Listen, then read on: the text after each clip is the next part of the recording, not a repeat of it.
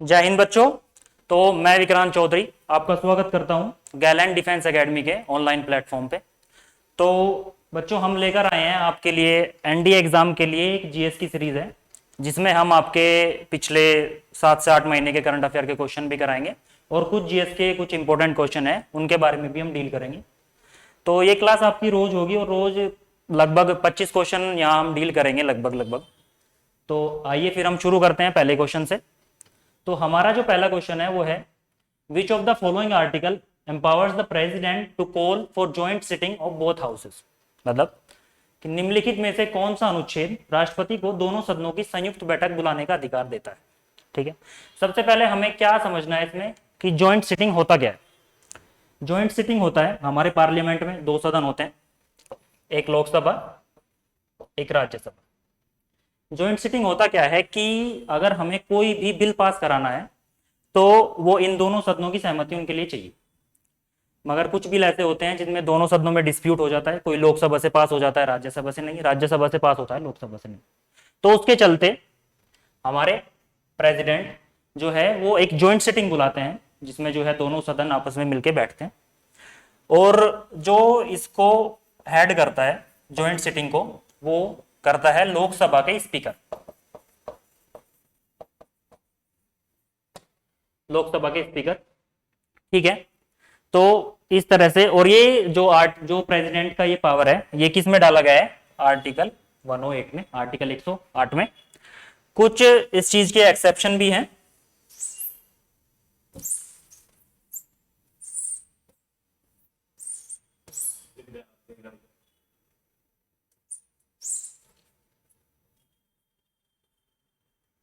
कुछ इसके एक्सेप्शन भी डाले गए हैं कि मतलब हर एक चीज में जो है जॉइंट सिटिंग नहीं होगी। इसके दो एक्सेप्शन है।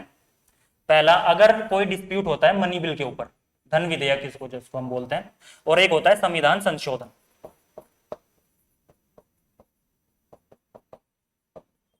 यह आता है आपका आर्टिकल 110 और यह आता है आपका आर्टिकल 368 में। अगर ये दो चीज हैं, अगर इनके ऊपर कोई डिस्प्यूट होता है तो इसके लिए जॉइंट सिटिंग नहीं बुलाई जाएगी। ठीक है।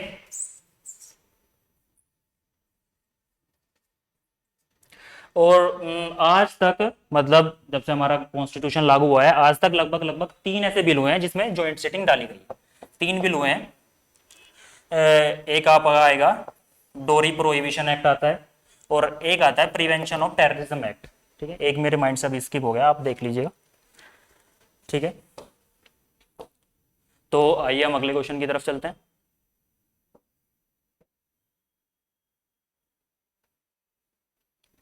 अगला क्वेश्चन क्या कहता है कि the committee appointed in 1977 to review working of the Panchayati Raj was chaired by. Panchayati Raj के कामकाज की समीक्षा के लिए 1977 में नियुक्त समिति की अध्यक्षता की गई थी। इस समिति की अध्यक्षता किसने की थी? तो ये कमेटी जो गठित हुई थी 1977 में पंचायती राज के लिए। सबसे पहले हमें समझना है पंचायती राज क्या है। इसमें एक टर्म आई है पंचायती राज। हाँ, तो इसमें एक टर्म आई है पंचायती राज। इसका क्या मतलब है? सबसे पहले इसको एडवोकेट किसने किया? इसको एडवोकेट सबसे पहले किया गांधी जी ने। गांधी जी ने इसको संज्ञा दी है ग्राम स्वराज। ग्राम स्वराज का क्या मतलब है? ग्राम मतलब गांव, और स्वराज का मतलब होता है स्वशासन,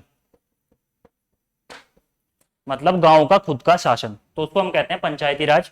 ये आप डीपीएसपी के आर्टिकल 40 में भी देखेंगे। और वैसे पंचायती राज का एक अलग से आर्टिकल है 243 फर्स्ट का क्लोज 1, 243 का क्लोज 1। तो इसके लिए हमें बताया है कि जो कमेटी गठित हुई थी 1977 में, वो चेयर्ड किसके द्वारा की गई थी? भाई अशोक मेहता। ठीक है बच्चों, आइए तो अगले क्वेश्चन की तरफ चलते हैं।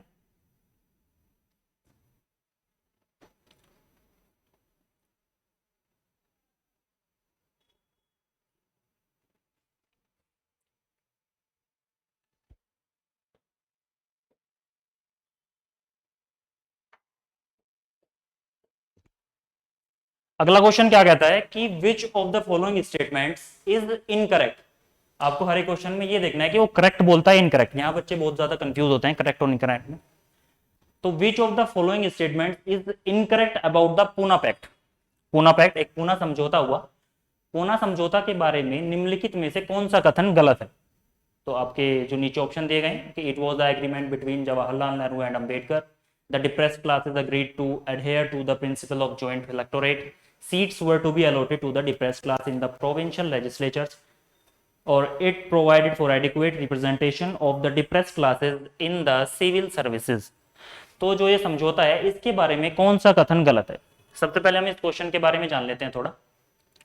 पूना पैक्ट, इसमें एक टर्म आया है पूना पैक्ट। सबसे पहले हमें देखना है हुआ कब था। तो पूना पैक्ट हमारा हुआ था 1932 और हुआ कहां था, पूना यरवदा जेल जहां गांधी जी बनते। इसमें हमें पूछा है कि which of the following statement is incorrect.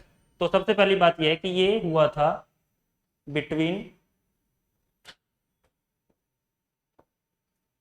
Gandhi ji and doctor Bhimrao Ambedkar. ठीक है, तो बाकी के जितने स्टेटमेंट है वो सब करेक्ट है, ये अकेला स्टेटमेंट ये गलत है। इस तरह से आपका ये क्वेश्चन का जो है आंसर ऑप्शन ए हो जाएगा। अगला क्वेश्चन,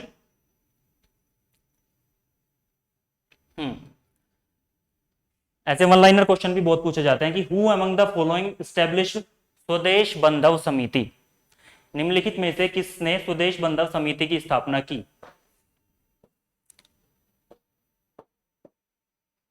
तो ऑप्शन दिए हैं अश्विनी कुमार दत्ता, बागा जतिन, भवाभूषण मित्र, नरेंद्रनाथ भट्टाचार्य। ये चार ऑप्शन दिए गए हैं, इसमें से आपको बताना है कि किसने इस समिति की किसने इसको जो है गठित किया है।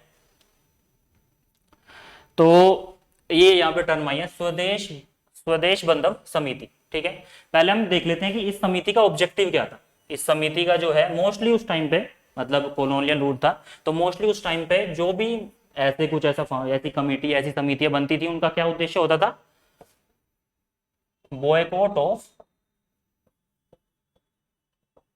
फॉरेन गुड्स, मतलब विदेशी वस्तुओं का बहिष्कार।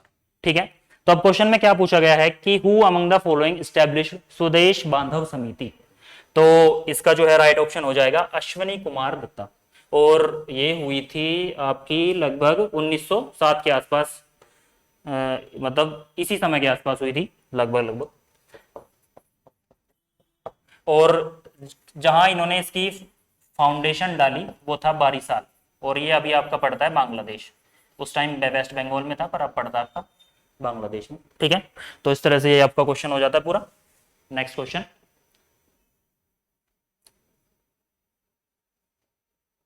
हाँ तो अगला क्वेश्चन आता है कि who was elected the president of Indian national Congress in the famous Tripuri session of 1939। 1939 के प्रसिद्ध त्रिपुरी अधिवेशन में भारतीय राष्ट्रीय कांग्रेस के अध्यक्ष कौन चुने गए थे। ठीक है, इस तरह यहाँ पे एक टर्म आई है आईएनसी करके, एक टर्म आई है इंडियन नेशनल कांग्रेस। आप सब लोगों ने इसके बारे में सुना ही होगा, इंडियन नेशनल कांग्रेस। सबसे पहले थोड़ी बात हम इसके बारे में जान लेते हैं, तो शॉर्ट में हम इसको आईएनसी कह देते हैं। इसकी जो स्थापना हुई थी वो हुई थी 1885 बाय, मतलब उस टाइम पे जो है गवर्नर जनरल भारत के कौन थे, गवर्नर जनरल लॉर्ड डफरिन। ठीक है, तो उस टाइम पे भारत के गवर्नर जनरल थे लॉर्ड डफरिन। इसके बहुत सारे मतलब टिल द फ्रीडम इसके बहुत सारे जो है सेशन होते थे हर साल इसके सेशन होते थे आईएनसी के। तो इस तरह से पूछा गया है कि who was elected the president of INC in the famous Tripuri session of 1939। ये इसका 1939 में एक सेशन हुआ, 1985 लगभग 52वां बैठता होगा, 52वां सेशन था। तो इसमें बताया गया था कि अध्यक्ष कौन थे।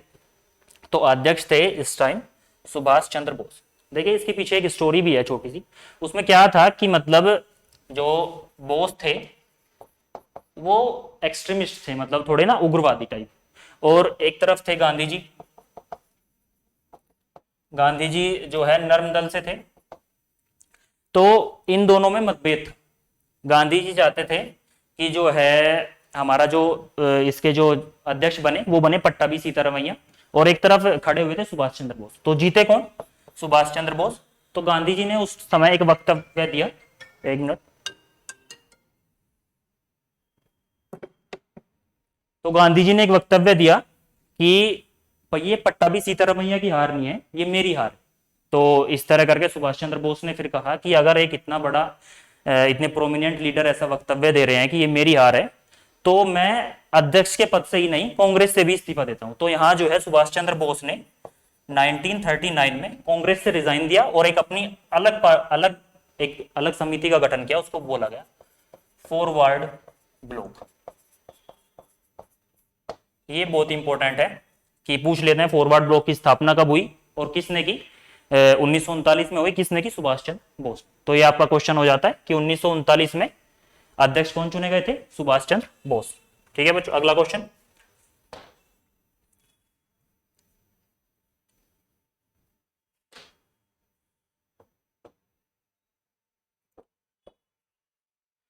Who was the first Indian ruler to join the subsidiary alliance? कि सहायक गठबंधन में शामिल होने वाले, ये गठबंधन यहां आप सहायक संधि कर लीजिए, कि सहायक संधि में शामिल होने वाले पहले भारतीय शासक कौन थे? यहाँ आपके ऑप्शन दिए गए हैं, Nawab of Awadh, Nizam of Hyderabad, sultan of Madurai और किंग ऑफ त्रावणकोर। ठीक है, तो सबसे पहले हमें देखना है यहाँ एक टर्म, ये एक इसको समझना हमें कि सब्सिडरी अलायंस होता क्या। जो सब्सिडरी अलायंस है वो लगभग वो मतलब इंट्रोड्यूस किसने की भारत में, मतलब पढ़ेंगे हम बाद में इसको होता क्या है। तो इंट्रोड्यूस किसने की थी ये, जो मतलब सबसे पहले, मतलब जो ऐसा बोला गया है सबसे पहले ये आई थी बाय डुप्ले। एक डुप्ले था, मतलब डुप्ले एक ये मतलब एक फ्रेंच था ये भी ना, जैसे मतलब यहाँ कॉलोनियल रूल हुआ उस टाइम पे एक फ्रेंच गवर्नर था डुप्ले, तो उसने इंट्रोड्यूस किया था। मगर एक सही जो इसकी फाउंडेशन, जो सही इसकी जो नींव डाली, वो डाली गई थी लॉर्ड वेलेस्ली। ठीक है, तो इसमें क्वेश्चन क्या पूछा गया है कि who was the first Indian ruler to join the subsidiary alliance. तो चार ऑप्शन दिए गए हैं। तो यहां सबसे पहले जिसने जिसने इसको एक्सेप्ट किया था, और इसमें होता क्या था, जैसे सब्सिडरी अलायंस है, इसकी की पॉइंट क्या थे, इसके कुछ की पॉइंट्स भी हैं कि धन के बदले सैनिक सहायता, धन के बदले सैनिक सहायता। इसमें होता क्या था कि जो अंग्रेज थे वो सैनिक सहायता प्रदान करते थे, और जो देसी रियासतें थी, जैसे मतलब हैदराबाद में निजाम होते थे, बंगाल में नवाब होते थे, इस तरह से वो वेल्थ दिया करते थे अंग्रेजों को, और अंग्रेज क्या करते थे? सैनिक सहायता प्रदान करते थे ये जो छोटी छोटी देसी रियासत थी इनको। तो उस समय जो है बहुत सारी देसी रियासत थी ऐसी जिसने जो है सब्सिडरी अलायंस को एक्सेप्ट किया, और उसमें सबसे पहला नंबर किसका आता है? द निजाम ऑफ हैदराबाद इन 1798। ठीक है बच्चों, तो ये आपका क्वेश्चन हो जाता है 6। तो अब बढ़ते हैं हम अगले क्वेश्चन की तरफ।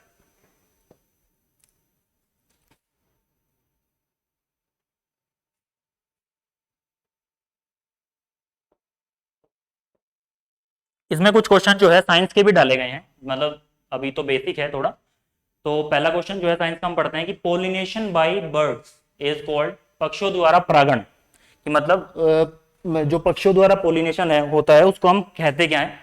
तो यहाँ आपको वर्ड से ही डिफाइन हो जाएगा कि मतलब ऑर्निथो का मतलब होता है बर्ड। ठीक है, तो इसका राइट आंसर हो जाएगा ऑर्निथोफिली। ठीक है, वैसे पोलिनेशन जो है, जैसे हम पोलिनेशन के बारे में पढ़ रहे हैं, तो पोलिनेशन मोस्टली 3 तरह से होता है। एक तो हमने पढ़ा ऑर्निथोफिली, ये हो जाएगा आपका बाय बर्ड्स। एक हो जाएगा बाय एक हो जाएगा, इसमें ऑप्शन में दिया गया है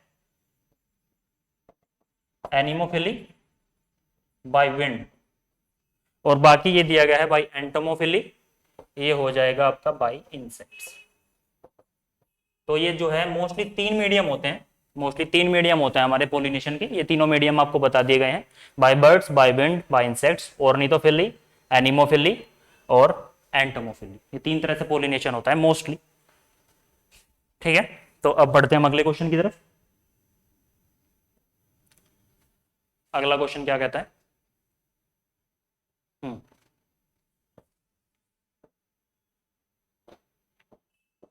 हम्म, कि which of the following is the scientific name of the causal organism of एलिफेंटियसिस।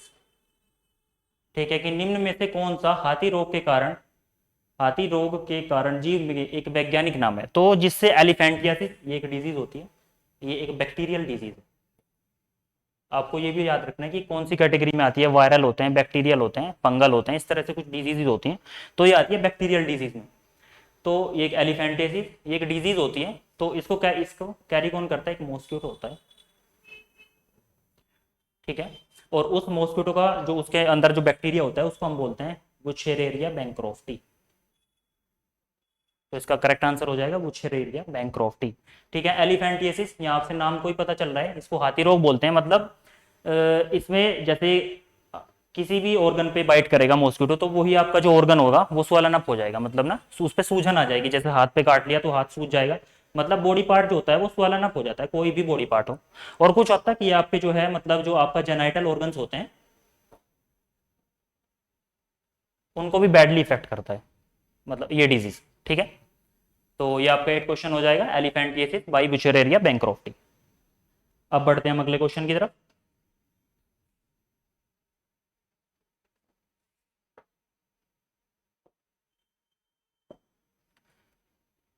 अब देखते हैं हम कि golden rice is a genetically modified crop plant where the incorporated gene is meant for biosynthesis of.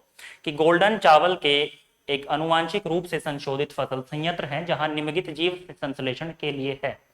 तो मतलब जो इसमें मोस्टली जो इस क्वेश्चन का जो है, इस क्वेश्चन का जो बेस है वो इसमें पूछा गया है कि जो गोल्डन राइस है, जो गोल्डन राइस है उसमें, गोल्डन राइस में ये चार ऑप्शन दिए गए हैं, omega 3 fatty acid, vitamin A, vitamin B, vitamin C. तो इसमें पूछा गया है कि इन चारों में से किस चीज की, गोल्डन राइस में किस चीज की बहुलता होती है। या तो vitamin A, vitamin B, vitamin C तो बिल्कुल नहीं होगा, यहाँ हम ऑप्शन से भी एलिमिनेट कर सकते हैं। विटामिन सी आपके जो है खट्टे फल या कुछ ऐसे जैसे नींबू वगैरह इन सब में होता है विटामिन सी, तो चावल में इसका कोई मतलब नहीं होता। तो इसका सही ऑप्शन हो जाएगा आपका विटामिन ए। ठीक है, इसमें जो है बीटा कैरोटीन होता है मोस्टली, तो जो बेस होता है वो तो बीटा कैरोटीन का होता है। बीटा कैरोटीन जो है विटामिन ए से ही बनता है। तो येलोइश कलर होता है इस चावल का ना थोड़ा, वैसे बीटा कैरोटीन होता है। तो इस तरह से इसका सही आंसर हो जाएगा विटामिन ए। इसमें विटामिन ए की बहुलता होती है। जैसे इससे कुछ विटामिन ए की अगर डेफिशिएंसी हो जाती है शरीर में, तो कौन सी बीमारी होती है, कुछ मतलब ऐसे डिजीज भी कोज होती है अगर किसी विटामिन की डेफिशिएंसी हो जाती है, तो वो होती है ब्लाइंडनेस। ब्लाइंडनेस, और इसको हम बोल देते हैं डाइंग कॉर्निया। ठीक है बच्चों, तो ये आपका 9th क्वेश्चन हो जाता है गोल्डन राइस, विटामिन ए। अगले क्वेश्चन की तरफ हम चलते हैं।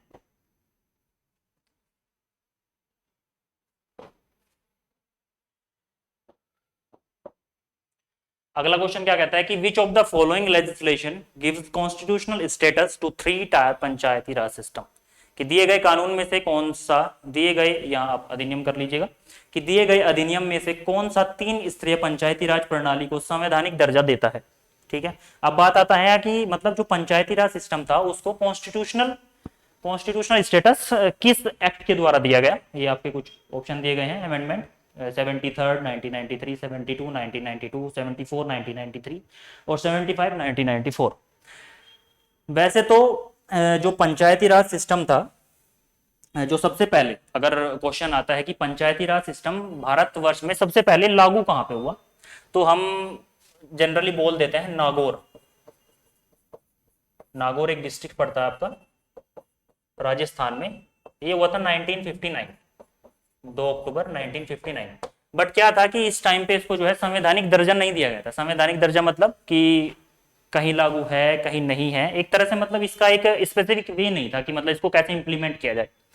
तो वैसे जो अगर पूछा जाए कि इनिशिएट कब हुआ, तो 2 अक्टूबर 1959 नागौर जिले में, राजस्थान के नागौर जिले में। ठीक है, बट हम यहाँ बात कर रहे हैं किसी भी चीज को कॉन्स्टिट्यूशनल स्टेटस देने की।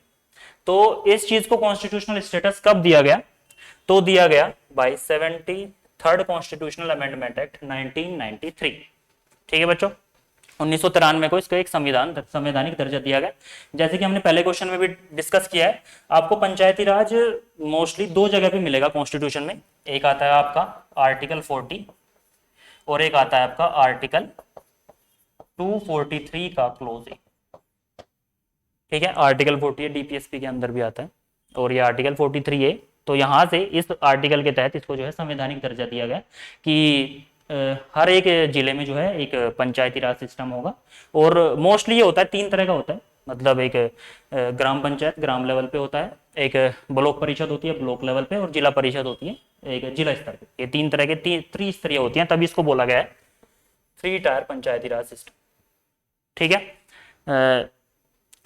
बाकी यही है, ये इसका आंसर हो जाएगा कि मतलब पंचायती राज सिस्टम को कॉन्स्टिट्यूशनल स्टेटस कब दिया गया? 1993, 73rd constitutional amendment act 1993।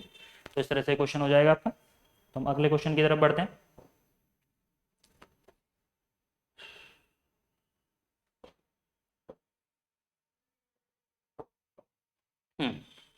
Which one of the following layers of the atmosphere is responsible for the deflection of radio waves? कि वायुमंडल की निम्नलिखित में से कौन सी परत रेडियो तरंगों के विक्षेपण के लिए जिम्मेदार है? ठीक है, तो हमें बताइए, कुछ लेयर दी गई है, मतलब पहले स्ट्रेटोस्फेयर, ट्रोपोस्फेयर, फिर मीजोस्फेयर आती है, फिर आयनोस्फेयर। आयनोस्फेयर जो है सबसे टॉप मोस्ट लेयर होती है। हमारे जो एटमोस्फेयर की सबसे टॉप मोस्ट लेयर कौन होती है? आयनोस्फेयर। ठीक है, इस पहले स्ट्रेटोस्फेयर, ट्रोपोस्फेयर, मीजोस्फेयर, फिर आयनोस्फेयर। ठीक है, तो हमें बताना है कि मतलब रेडियो वेव्स, कि जो रेडियो वेव का डिफ्लेक्शन होता है वो कौन सी लेयर में होता है? वो होता है आपका आयनोस्फेयर में। ठीक है, आयनोस्फेयर जो है हमारी टॉप मोस्ट लेयर होती है। तो यहीं से जो है आपका रेडियो वेव का डिफ्लेक्शन होता है। और होता क्यों है? क्योंकि यहां पे आपको जो है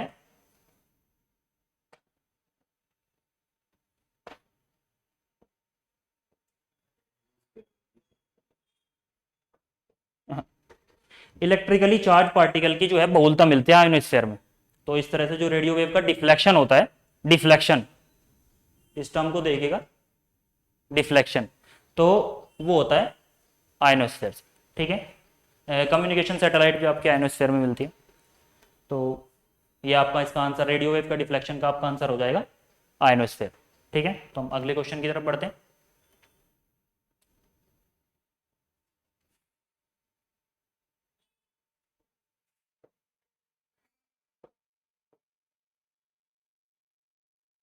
On the day the sun is nearest to the earth is said to be in।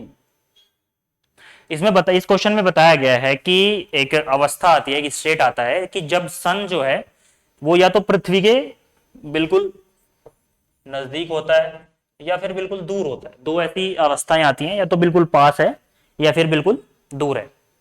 ठीक है, तो इसमें पूछा गया है कि नियरेस्ट टू द अर्थ, जब सन जो है वो पृथ्वी के बिल्कुल करीब होगा, मतलब डिस्टेंस पृथ्वी और सन के बीच में जो है बिल्कुल कम होगी, तो उस स्टेट को हम क्या कहेंगे? यहाँ पे चार ऑप्शन दिए गए हैं, एपेलियन, पेरिहेलियन, एपोजी एंड पेरिजी।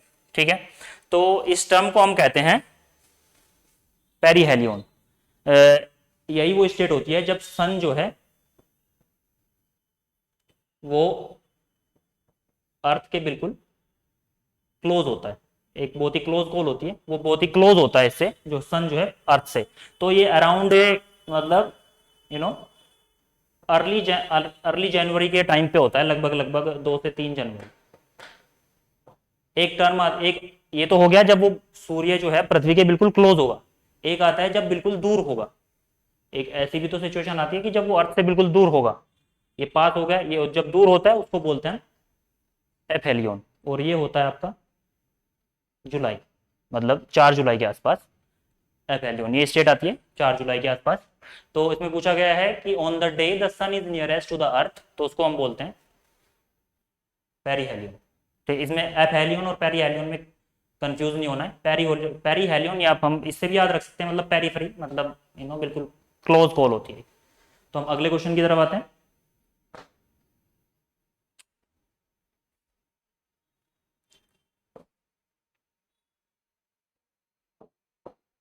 अभी जो क्वेश्चन पढ़े वो सब थे, मतलब कर उस साइंस के और जनरल साइंस के थोड़े क्वेश्चन अभी हमने पढ़े। अभी इसमें कुछ क्वेश्चन डाले गए करंट अफेयर से रिलेटेड, तो 3 से 4 क्वेश्चन अभी हम करंट अफेयर्स के भी वो करेंगे अभी discuss.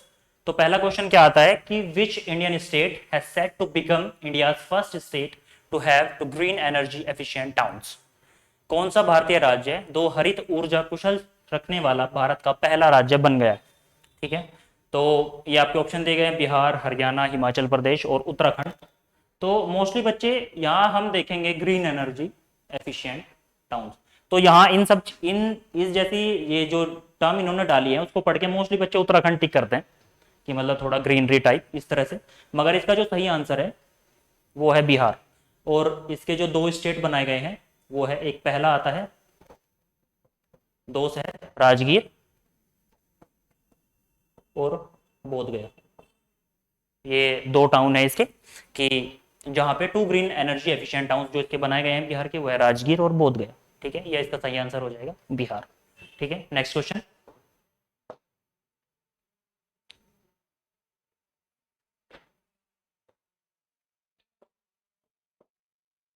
Which country has topped the medal tally with 15 gold at Delhi ISSF shooting world cup 2021। ये एक शूटिंग का एक निशानेबाजी का एक वर्ल्ड कप होता है ISSF जो इसको कराती है। तो इसमें पूछा गया है कि किस देश ने इसको जो है टॉप किया है, मतलब मेडल रैंक में जो है सबसे टॉप पर है।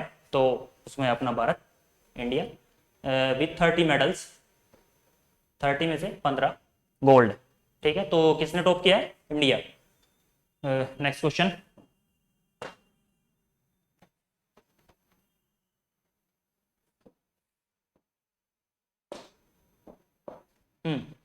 अगला क्वेश्चन आता है, मतलब डिफेंस के नजरिए से बहुत इंपॉर्टेंट क्वेश्चन है। जैसे कुछ मिलिट्री एक्सरसाइज होती रहती हैं तो उनके बारे में भी 1-2 क्वेश्चन फ्रीक्वेंटली पूछा जाता है डिफेंस के हर एक एग्जाम में, चाहे वो CDS है, AC है या ND है। तो नेक्स्ट क्वेश्चन आता है, Vajra Prahar 2021 joint military exercise has been conducted between India and which country. हमें बताना है कि ये किस कंट्री के बीच हुआ, भारत और किस देश के बीच हुआ। आपके ऑप्शन दिए गए Russia, China, USA and Japan. तो ये हुआ भारत और USA के बीच में। ठीक है, और ये इसका ऐसे भी पूछ लेते हैं कि इसका कौन सा एडिशन था, कि मतलब पहला दूसरा ऐसे करके एडिशन चलते हैं इनके। तो ये था इसका 11th एडिशन, 11वां संस्करण था वज्र प्रहार एक्सरसाइज का, 11वां संस्करण था। और USA और भारत के बीच हुआ, और हुआ किस जगह? ये हिमाचल प्रदेश। तो ये हुआ हिमाचल प्रदेश में। हिमाचल प्रदेश में एक जगह है बकलो,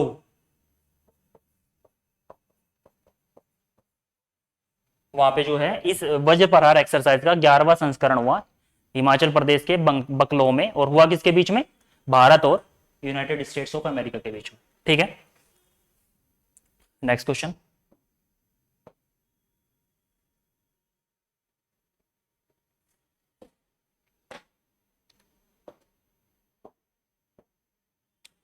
हाँ, तो नेक्स्ट क्वेश्चन है, which Indian state has become the first to implement an ethanol promotion policy.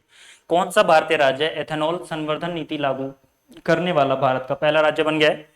यहाँ पे 4 ऑप्शन दिए गए हैं, गुजरात, हरियाणा, असम और बिहार। दोबारा से फिर इसका क्या आंसर, राइट आंसर क्या हो जाएगा? बिहार। बिहार ने जो है अभी जो है भारत का पहला ऐसा स्टेट बना है जिसने जो है एथेनॉल प्रमोशन पॉलिसी को बढ़ावा दिया है। ठीक है, तो ये इसका राइट आंसर हो जाएगा। इथेनॉल प्रमोशन पॉलिसी को लागू करने वाला भारत का पहला राज्य बना है बिहार।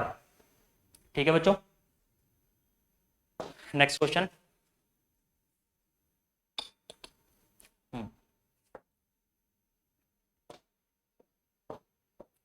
एक दो क्वेश्चन आपका स्पोर्ट्स से भी पूछा जाता है, चाहे कोई सा भी एग्जाम है, स्पोर्ट्स से 1-2 क्वेश्चन करंट अफेयर से आना जरूरी है, वो आता ही है लगभग।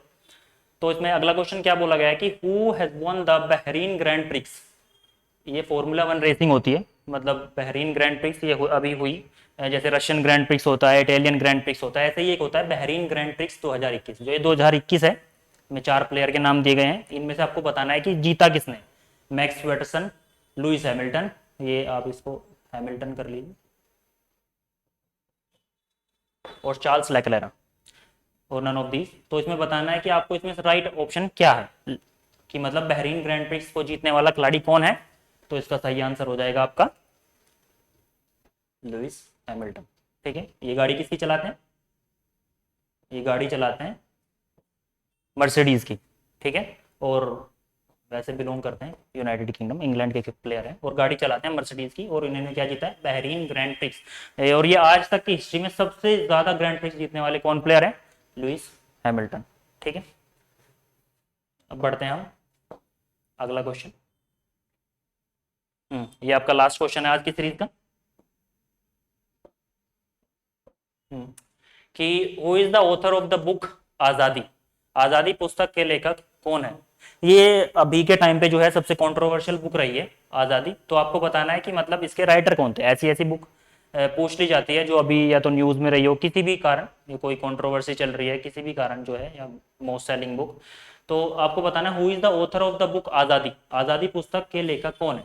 खुशवंत सिंह, झुंपा लाहिरी, विक्रम सेठ, अरुंधति रॉय। तो आपको बताना है इसमें से सही ऑप्शन क्या हो जाएगा। तो आजादी बुक के जो ऑथर है वो है अरुंधति रॉय। इनकी एक बुक और है जो काफी पूछी जाती है एग्जाम में, the God of small things. ये भी इसकी इनकी एक बुक है जो काफी पूछी जाती है बुक में। ये काफी कंट्रोवर्शियल राइटर भी है तो इसलिए इसके आने के चांसेस ज्यादा हैं। तो आजादी पुस्तक जो है उसके लेखक कौन है, अरुंधति रॉय। तो ये आज की सीरीज का जो है आपका लास्ट क्वेश्चन था। तो ये आपकी सीरीज यहाँ खत्म होती है। तो इसी तरह से हम रोज डिस्कस करेंगे लगभग लगभग। आज क्वेश्चन थोड़े कम है, क्वेश्चन हम बढ़ाएंगे, थोड़ा लेवल भी बढ़ाएंगे, क्वेश्चन का लेवल अप करेंगे। आज तो थोड़े बेसिक क्वेश्चंस थे, तो आज हमने 18 क्वेश्चन किए हैं, कल 20 से 25 क्वेश्चन हम डील करेंगे और रोज हम ऐसे ही डील करेंगे। तो कल मिलते हैं फिर इसी टाइम। तो ठीक है, जय हिंद बच्चों।